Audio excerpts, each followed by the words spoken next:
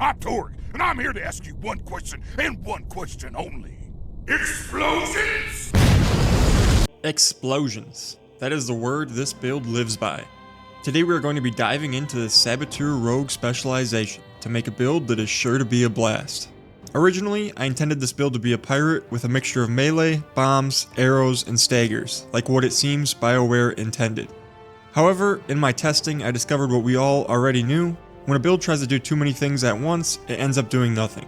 So instead, today we are just going to be focusing on the arrows and bombs aspect of the Saboteur Rogue.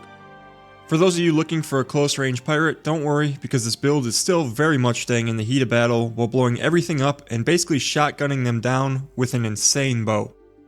Whether it's groups of enemies or single targets, this build eliminates targets very fast, even on Nightmare. One of the most popular builds in Dragon Age Inquisition was the Infinite Throwing Knife Artificer, so if you enjoyed that build, this one should make you feel right at home. It's not as crazy synergistic as my Frostfang build, but as someone that did love infinite throwing daggers, this is a super fun successor, and it's also just very solid and strong. If you're min-maxing in character creation, Veil Jumpers is really the only choice that helps us because they do give us extra damage. However, I will always advocate for picking the faction that suits who you want to be more than what helps the build more, as the passives are largely negligible. The early game will play out like any other rogue build, sometimes shoot, sometimes stab. This build will be slightly more focused on the shoot aspect, but in the early game, you'll still have to stab quite often. As far as Nightmare goes, Rogue's early game is super good because you have a ton of agency, unlike Mage where you're kind of stuck slowly whittling away at them. The primary spells in the early game will be Static Strikes, Rain of Decay, and Explosive Bomb. These spells are largely mediocre, which is why we will be getting rid of 2 of them once we are able to. First up is Static Strikes. Static Strikes is really just there for the vibes. It's a decent filler ability and has range, which is nice because we will largely be at a distance. It also weakens targets to help set up for detonations. Rain of Decay is a super strong AoE ability. I considered keeping it in the build even for the endgame, but decided against it for reasons we will get to later. It deals a lot of damage in a pretty decent sized area, as long as the targets stay inside of it, which is a problem I had quite often. The enemies simply dodge away, and now it's not useful anymore. Because you can never stop moving in this game, enemies will constantly hunt you down away from your Rain of Decay. For the early game, try to shoot this ability and then play inside of the area to keep enemies to stick around.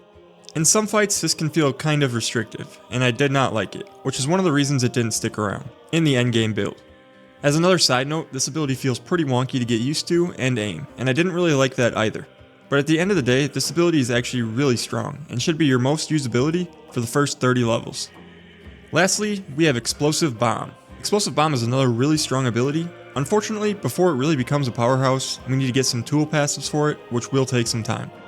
It is still a better ability than Static Strikes, and it is on its own cooldown instead of momentum, so use it pretty much every time you have the option. Explosive Bomb also makes enemies go flying anytime they are hit, so if you're really accurate with it, you can consistently send them off edges. It is kind of hard to be accurate with the bomb though. Here is what the skill tree should look like at level 30. A few of the important early game passives and traits we will go over are Downfall and some Motivation. Downfall is a super powerful ability, and there's no reason not to have it on nearly every rogue. It's a guaranteed critical hit when an enemy is knocked down. You can also land it a few times, which makes for some big damage. Even though this build is mostly using a bow, we are still going to be in close range, so whenever you see a down enemy, make sure to jump heavy them to get those criticals. The passive Some Motivation should be on every single rogue build ever. Some Motivation gives you a damage boost for every arrow you have. Even if you only have the base 8 arrows, that is a 32% damage boost for simply existing, which is nuts.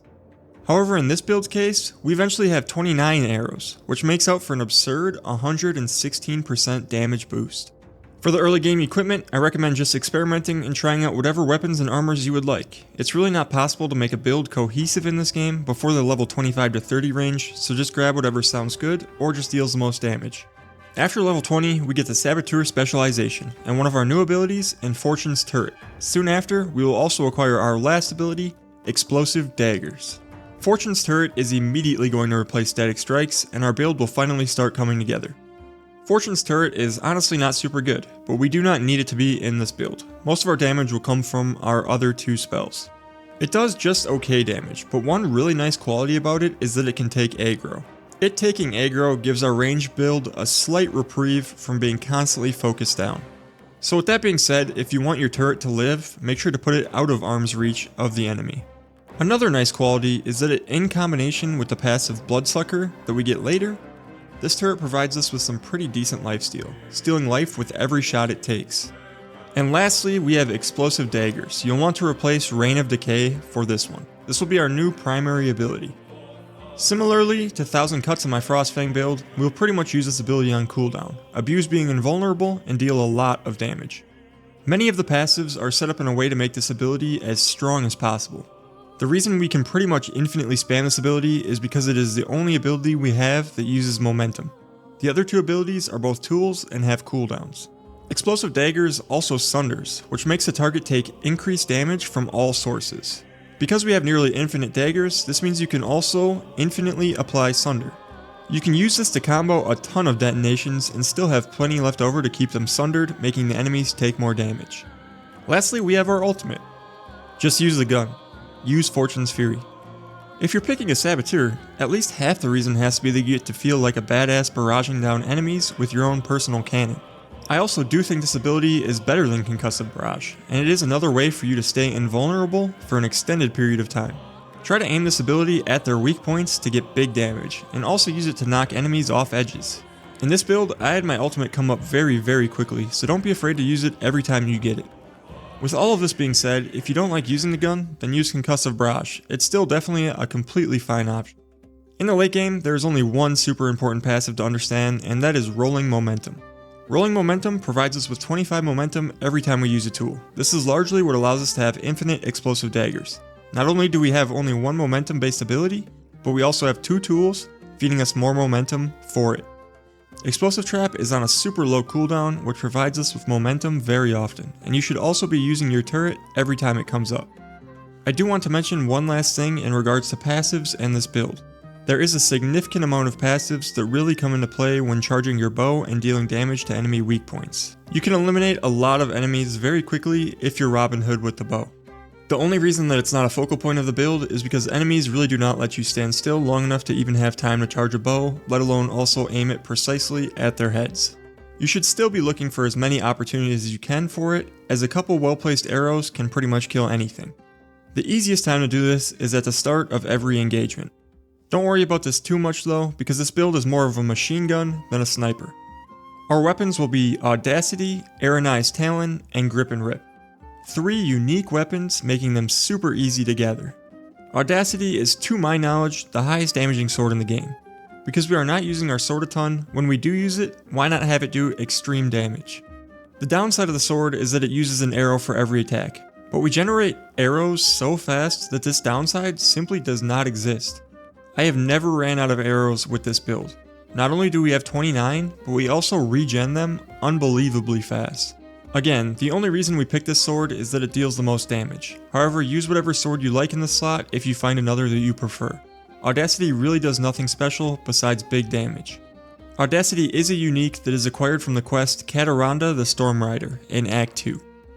Aronized Talon, on the other hand, has some really nice qualities that should make it a staple in the build. We have a decent amount of necrotic damage throughout the build, so this helps build into that. But the most important attribute is that it gives us necrotic weapons at the beginning of every conflict. Even though we won't be using the weapon itself very much, this also applies to our bow, giving us an extra good chunk of damage. This build pretty much always has the necrotic weapons up, in large part thanks to this sword. Aronized Talon is another unique that you'll get from the crossroads by killing the Fall of the Protector. Grip and Rip is awesome. Grip and Rip fires 3 arrows instead of 1 at a time. It does suffer a small damage nerf, but overall it still does higher damage, especially when in combination with some motivation. This bow works super good with the passives of Saboteur and Calling the Shot and Trick Shot. Now instead of every 5 shots proccing Trick Shot, you only need to use 2. This bow is also a unique, so it's a guaranteed drop from the Fang Scorcher's lair. I recommend getting this bow ASAP. But for the early portions, the Reinforced Longbow and Azure Bow are absolutely fantastic as well.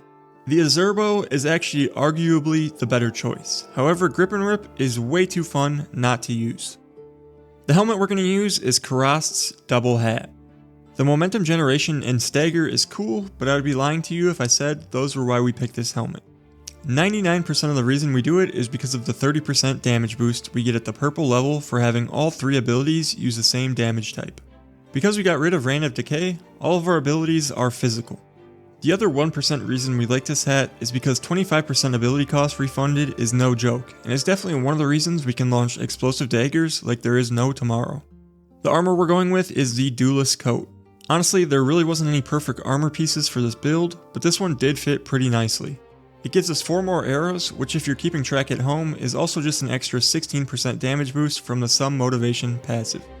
It also provides us with 20% hipfire damage boost, which is what you'll primarily be doing with the bow. In a perfect world, you might be able to charge your bow, but in Nightmare on this game, that is just not the reality. So we will be launching 90% of our arrows from hipfire. Lastly, whenever we have maximum momentum, we do not use arrows. This is kind of a niche situation with how much we launch explosive daggers, but it certainly doesn't hurt. We also have a very low momentum cap, so it's pretty easy to reach. Just another reason we never run out of arrows. The amulet is the All Mother's Cops. This amulet gives us big boosts to our tools, of which we obviously have 2 of them. It just gives us more damage and momentum from them. I was, unfortunately, never able to acquire the legendary to be able to test the final passive for it like I wanted, but if my theory is correct, that passive will be absolutely bonkers for this build. As mentioned before, we always have necrotic weapons up, so a turret and a bomb with necrotic weapons sounds insanely good. The ring choices are Graven Opal and Biting Thumb. Graven Opal is not anything crazy, but it is just an extremely solid piece to boost our overall damage and momentum generation, that we definitely don't want to turn down. Much like Graven Opal, the Biting Thumb just gives us more raw damage. Enemies with barrier and armor are abundant on Nightmare, so having a large damage boost against them is very nice. We also use a lot of agile and charged attacks, and this also boosts them. The belt we're going with is a Twin Buckle Binding. 10% ability damage, and enhanced damage. Sure, why not? Because of one of the Saboteur passives, we also get quickened up pretty often. So while we're spamming explosive daggers, we can also be healed. My runes are picked mostly for the passive damage boosts they provide, but the actives across all 3 are pretty powerful in certain situations. So don't be afraid to activate them from time to time, and find which one is your favorite. For playstyle, start every fight off with some charged bow shots at the enemy weak points. If you're really good at hitting heads, you can pretty much end some fights before they even begin. After the fight starts off, you won't have a whole lot of time to charge up your bow, so get to hip firing. Charge shots whenever you are able to, but you will mostly be dodging and hip firing with your absolute machine gun of a bow. Use your explosive daggers on a far target at the beginning as well. This ability is super juiced so that it can annihilate barriers in particular, if you hit them from a distance. After using explosive daggers, drop your turret, ideally somewhere safe to keep it alive, but if you want it to take aggro, anywhere is fine. I personally drop my turret immediately as it comes up, even if I'm right in the middle of the fight. After using your turret, loop explosive traps, explosive daggers, and hipfire arrows for the remainder of the fight. Using turret whenever it comes up, and jump heavying downed enemies. If you're really good, similarly to my Frostfang build, you can use explosive daggers to dodge any damage that might be coming your way. It's really hard for you to die with how many abilities you will be spamming. And also in combination with explosives knocking the enemies around, tools healing you, and you being largely at range. In this game, when picking companions, if you want to be able to use detonations to their maximum potential, you still want to be using a rogue, mage, and warrior in the party. Because we are already a rogue, I recommend bringing Davrin because his passive later on provides us with more crits. I also like giving him taunts so that when we drop below 50%, he automatically taunts all enemies, which can save your life as a ranged character. My personal choice for mage is Emmerich. Emmerich is always the best companion to bring along if your build is necrotic based. Not only is he the best healer in the game, but he has a ton of synergies with necrotic based damage. Give him this weapon and make him attack a target to apply necrotic invulnerability and then absolutely go to town on them with all of your necrotic weapons. It's super helpful when you want to burn down a boss or a high health target. Every companion has a weapon like this, and you should always pick one of your companions based on what element you're primarily using. As a reminder, there's a link in the description to a full level by level guide. Let me know what you think about the build in the comments down below, and please click the like button if this video was helpful. Thank you all for watching, and I'll see you all next time.